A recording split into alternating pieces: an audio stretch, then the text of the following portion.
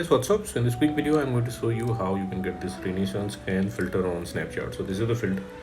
To use this filter, just tap on the screen and wait for it. Likewise. Okay, let me remove this first. Okay, the filter is gone. To get this effect on Snapchat, what you can do, visit this website. Link to this website I'll give in the description box below. So here in this website you will see the snap code for this filter. If you are browsing this website in your laptop or PC, you can scan the snap code with your Snapchat mobile app, and if you are browsing this website in your mobile, just tap on the snap code and open it with Snapchat. Okay, and you will see this pop-up on Snapchat, unlock for 48 hours. Tap there.